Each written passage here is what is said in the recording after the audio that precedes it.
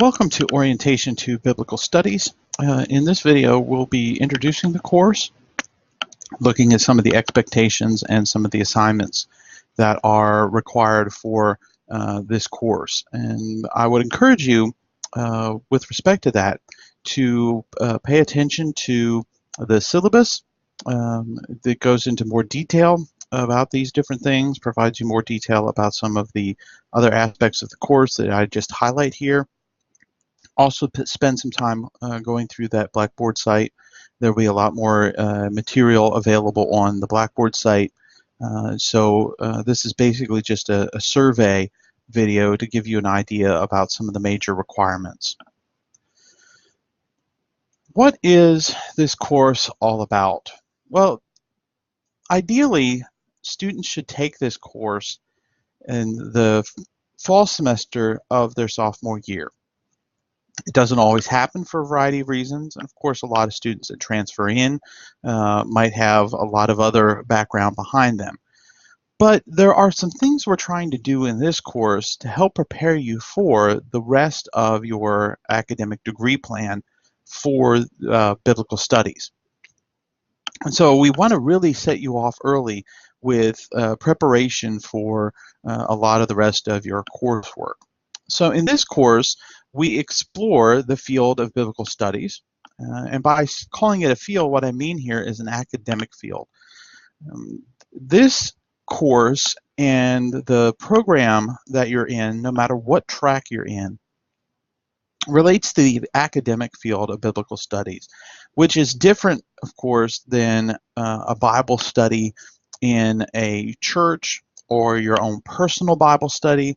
We're talking about an academic field. And so that in itself lends it, opens it up to a variety of different aspects, categories, other things that are encompassed under biblical studies. And so we'll take a look at what is this field that you are a part of as being a part of a program, an academic program in a university.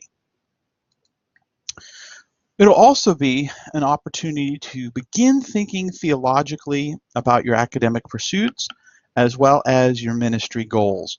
Most students that take this course, most students that are involved in an academic program in biblical studies at Faulkner University are interested in ministry. For many of them, and many of you, it's probably some sort of professional ministry where you're looking to work in a church to some extent. For others, it's you might be involved in the vocational Christian ministry second degree, and so you're thinking about a primary field, a primary job opportunity, and then helping out a church or trying to use that as an opportunity to minister. And so the goal behind this course is to provide you the tools to think deeply from a theological standpoint about what it is that is the biblical foundation for ministry, the biblical understanding of ministry, and really think about theologically who you are as a minister, as a servant, as well as prepare you with some tools, with some skills about thinking through some of the challenges you'll face in ministry. And so that's part of this as well. And really, the goal is for you to think reflectively about ministry, what ministry is, why you want to be involved in ministry, what particular skills, strengths, weaknesses you bring to the table, ways to enhance those strengths and overcome those weaknesses. And so thinking about that reflectively, not only for this course, but encouraging you to think about it for in the future at various times. Additionally, the course also introduces you to academic research in biblical studies, and thinking through not a how do I prepare a sermon, how do I prepare a Bible class, but the academic field of biblical studies and the research that is done in that. And we'll talk a little bit at various points about the importance of research But that is a significant component in this course, because as you get to other courses, you'll be expected to engage in research, a research paper, maybe some other type of research assignment. But you know, the idea behind the course is to prepare you for some of those general skills needed to engage in biblical studies research. Over the next several weeks, the next 16 weeks, this is basically the outline for what we're going to be engaging in. The first several weeks will be focused on ministry, thinking through your personal strengths, weaknesses, what ministry is, some things related to that, as well as how does that relate to this academic field. And preparing you to think theologically about both of those, as well as ministry in general. The second half of the course will be focused on the research component. You know, what skills are needed in research, how to go about doing research, creating a research project and a research paper, and then presenting that or making application of that. And so the first half, pretty much the ministry half, the second half, the research half. You know, that's just kind of a general outline of where we're going. There are 4 textbooks for this course. You do need need access to a Bible. It can be any version. It doesn't have to be a specific version. And then your format, you can use an electronic Bible. There are Bibles available online. There are Bibles available in apps. So there isn't a specific type of Bible that's needed, but you do need to, of course, be reading in the Bible. And then 3 other textbooks: Andreas Kostenberger's Excellence, The Character of God and the Pursuit of Scholarly Virtue, Nancy Wiemeister and Terry Robertson's Quality Research Papers, and Stone and Duke's How to Think Theologically. If there is, you should get these books as soon as possible. If there is some reason why you need to delay, the Kostenberger and the Stone and Duke books are the ones that you want to get as soon as possible. Probably the Stone and Duke book a little bit before the Kostenberger book, if necessary. But those are the ones you want to get as soon as possible. Wiemeister, you can wait a little bit, but it should be pretty soon here as well. But you do want to get those as soon as possible so that you have access to them as we go throughout the course.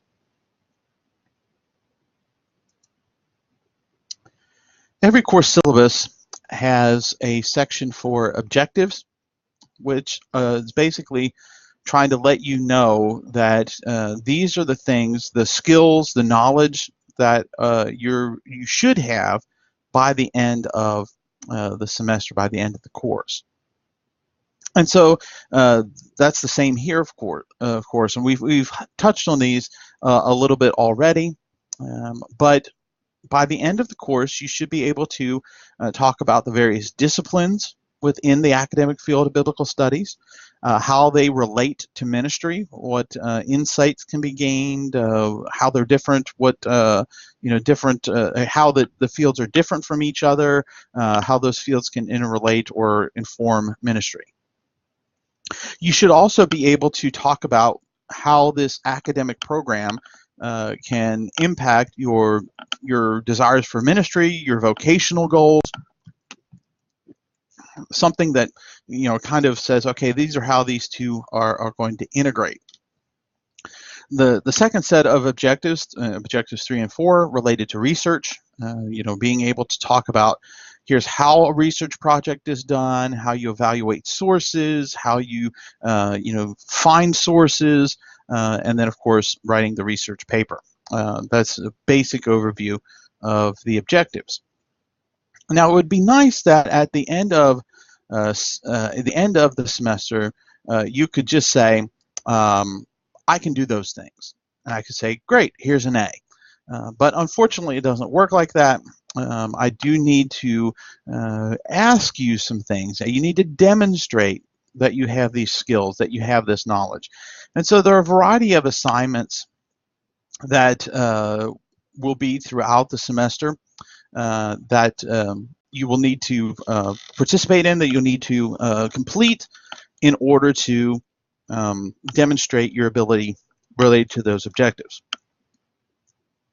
We'll say more about each of these here, and of course there's more in the syllabus and on Blackboard. There'll be some practical assignments, there'll be a ministry reflection essay, a research paper, and 2 exams. And we'll say some more about some other ones here in a little bit.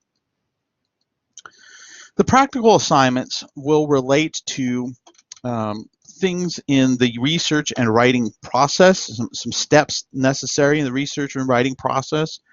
Those things we will get to mostly in the second half of the semester, and so a lot of the focus will be on the research, talking about your sources and talking about or talking about your topic and your sources and citation and some other things. These are available online through Blackboard, so you can go through right now and see what you have to complete. But you'll be submitting them to me for grading, but you'll also be submitting many of them online on the discussion boards for some interaction, for the opportunity to see what other people are doing, see other topics, see sources they found, those kind of things. So there'll hopefully be some opportunity for collaboration, hopefully some opportunity for people to encourage one another and see what other people are doing. Also, this semester you'll be writing a ministry reflection essay, philosophy of ministry, basically focused on views on ministry, goals, strengths and weaknesses, how biblical studies in your field, your major, fits into that. You'll have the opportunity to write a preliminary philosophy of ministry. It's due within the first couple of weeks. When I grade that, I will provide you with some suggestions, maybe some places to explore or improve, and then you'll have the opportunity at the end of the semester to submit a final version of this ministry reflection essay. This final version should reflect things that suggestions I made on the preliminary essay, things you've learned throughout the semester, as well as insights you've gained from reading the book Excellence. So it's very important in that final essay that you revise the essay based on what you have learned through the course and some of the activities in the course. You'll also be expected to turn in a research paper due before Thanksgiving. So you'll have that done. So that's mid-November. It will be based off of a specific text in the Bible. You can already go under assignments and see the lists of texts that you can choose from. The texts that I have chosen that are on that list are texts where there is some sort of challenge related to that. It could be a matter of we're not sure exactly how to translate it, or there are different translations. It could be 2 passages where there appears to be a contradiction. It could be a question of not sure exactly what the text reads. It could be that there are a variety of interpretations about a particular text. So there's some sort of challenge or problem or difficulty related to this. Hopefully, you'll be able to pick one of those texts. If for some reason you don't like any of those choices, you are welcome to get in contact with me and suggest an alternative. But remember, it's got to be a passage that there's some sort of challenge or difficulty to it. And so when you submit it, that's the kind of thing I'm going to be looking at is, what's the challenge or difficulty with that. The final research paper will be 2,500 words. That works out to be about 10 pages, double-spaced. That includes any sort of citations, bibliography that would be done as well. While there is attention, I'll be paying attention to the content, there will also be a focus on are you properly formatting your sources, your paper, and citation? The handbook of style, the manual of style for biblical studies is the SBL handbook, the Society of Biblical Literature handbook, and we'll talk about that later in the course. And so there's some specific ways that things are supposed to be cited according to that style. So we'll talk about that and spend some time working through that information. There are two exams in this course, a midterm and a final. The midterm will be due during week 8. It will consist of multiple choice questions, maybe some completion or short answer questions, an essay question. It will cover all of the material up to week 8. Most of that material will be related to ministry, but there will be a couple of things related to research. We'll start a little bit before halfway talking about some research things. But I will provide you a study guide at least 2 weeks before the exam, giving you the kind of things that you need to focus on, what should you pay attention to as you prepare for that midterm. The final will be the last week of class. I'll give you more information about the specific dates as we get closer. It will be comprehensive, but the comprehensive component will be broad ideas, principles. It won't be as detailed oriented of the material from the first half of the class. It will be everything from the final, from the midterm to the final. There will be a lot of details on that. Overall, the final exam will be similar in format to the midterm. It'll be a little bit longer. You'll have a little bit longer to complete it, and there will also be a study guide. I'll say more as we get closer to the times of these exams, but certainly if you have any questions, you can feel free to get in contact with me about those. Here's the grading breakdown. I do all my courses, or try to do all my courses, out of 1,000 points. There's a couple of reasons for that. One reason is that if you do poorly on any one assignment, it's not going to completely destroy your semester. And so it kind of spreads it out a little bit. However, if you don't turn any of the practical assignments in, you're not turning in your notes, you do poorly on the research paper, right, it can all start to add up. But no one assignment is going to completely destroy your semester, provided you're completing those assignments. The other reason for doing them out of 1,000 points is that at any point you can figure out, all right, I have this many points. I want to get an A in this class, a B in this class. How many points do I need to get, and what do I need to do in order to achieve that? Here's the grading scale. You need at least 900 points for an A, 800 points for a B, etc. So at any one point, you can kind of figure out where you are, what you need to do in order to achieve the grade that you want. One aspect on the grading breakdown that I haven't talked about so far is participation. With an online course, it's very important for students to be engaged with the material, actively engaged with the material, in order to achieve success. Now, in a face-to-face class, that can be demonstrated by actually being in the class, right? Attendance, physical attendance. It doesn't work the same kind of way in an online course unless you would be required to be online at a certain time, which is not the way we are, the model that we're using. So participation is evidenced in a couple of ways. One is participating on the discussion boards. Each week, you should post on the discussion boards. I have a couple questions on there, so you have your choice of questions. Something that would engage you to, or encourage you to engage the material, think about the material, talk about the material a little bit. In order to say, okay, you're thinking about it, you're thinking through some of the stuff we're discussing.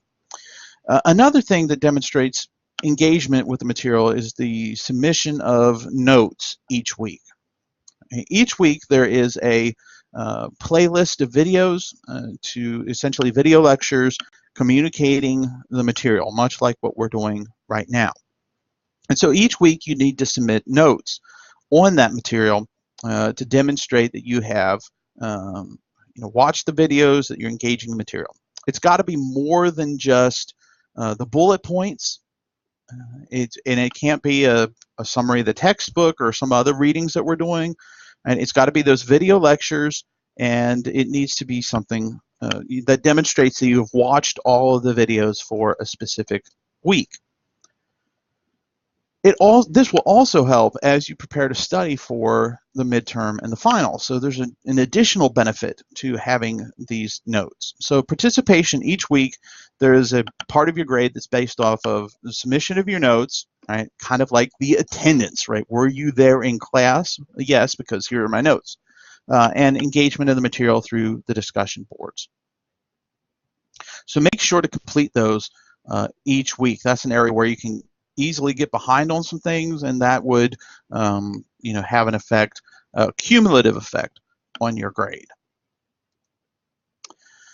Because we're operating more on a weekly basis as opposed to individual class sessions, and you don't have to be in class at a certain time, there's relatively little opportunities for makeup. And you have the entire week to complete the assignment. Whether that's watching the videos, whether it's submission notes, discussion boards, etc. If there is a significant reason why you might miss an exam, you could make up an exam with excused absence. But ultimately, I would prefer that you get in contact with me if there is a situation that will come up or is in the process of coming up, or if something has just come up. Get in contact with me. Let's work out some ways we can find alternatives. Right? If unfortunately someone passes away, or you have a significant health problem, get in contact with me as soon as possible about that, and let's figure out how we can, work around that, how we can work through that challenge. Getting in contact with me before, especially if it's something pre-planned, that's very important. But communicating with me is very important if something does come up.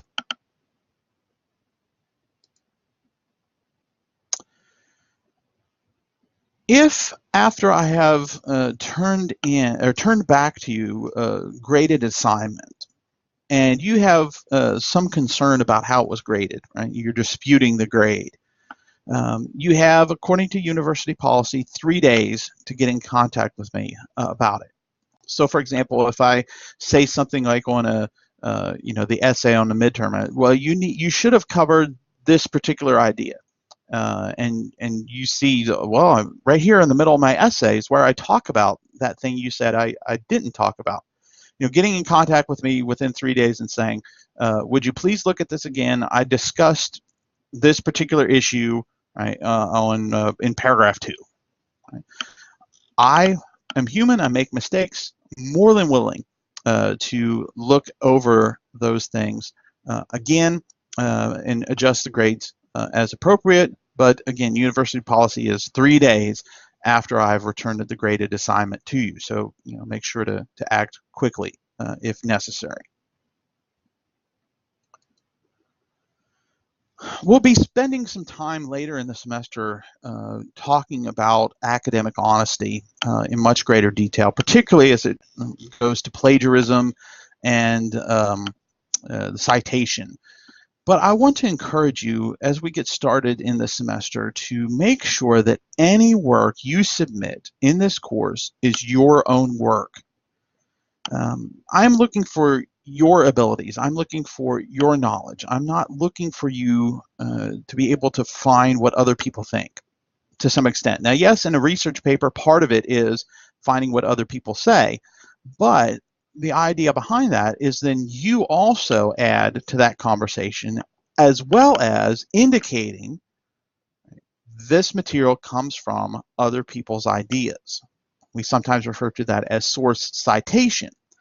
So make sure that anytime you submit an assignment and you have used somebody else's words or thoughts that you cite that appropriately, that you give them a credit appropriately. Now, hopefully by the time we do the research paper, you'll know how to do it in biblical studies. But even if in the preliminary philosophy and ministry essay, you quote something from somebody, you don't need to, but if you do, get in touch with me if you don't know how to do a citation. But at least do something to indicate, right? This is somebody else's words. This is somebody else's ideas. That's the thing that is the appropriate, honest thing to do. However, if you do that, take somebody else's thoughts, words, and you don't give them credit, that's a violation of academic integrity. That could result in a 0 for the assignment. It could result in additional academic consequences. So I don't want us to have to go through that type of process. So if you're not sure, get in contact with me, but make sure you're indicating when you're using someone else's work. And as I said, we'll talk more about how to do that later on in the semester, but it's important for us to briefly talk about it here. If you need academic accommodations due to a documented learning disability, you probably already know to get in contact with the Center for Disability Services. But if that is something you need to do, please contact Nicole Fussell or others at the center as soon as possible so we can get you on the road to success early. If you need that contact information, it is available in the syllabus. It's also available on Blackboard. It is also available in other formats if needed. But get in contact with Nicole Fussell, others at the Center for Disability Services. They will line up what accommodations are helpful and appropriate, and then they will get in contact with me, and we'll make sure that that you are getting the accommodations that you need. On Mondays through Thursdays from 1:30 to 2:45, I am available in my office. If you are in the Montgomery area and want to drop by during that time, that's perfectly fine. If you want to call me at that time, that's perfectly fine as well. If you need some other time because of a work situation or some other type of situation, feel free to get in contact with me for us to work out what would be a good time for both of us.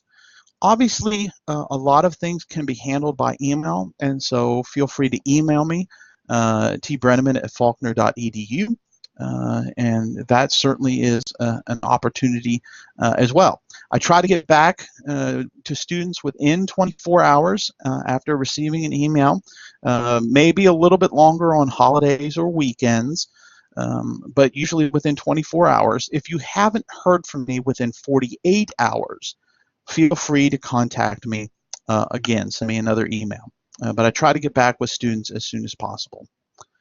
I'm looking forward to the great semester. I hope that each of you enjoy this class, learn something helpful out of this class, look forward to interacting with you and participating with you in this class. So feel free to get in contact with me. Let me know what I can do to help you succeed.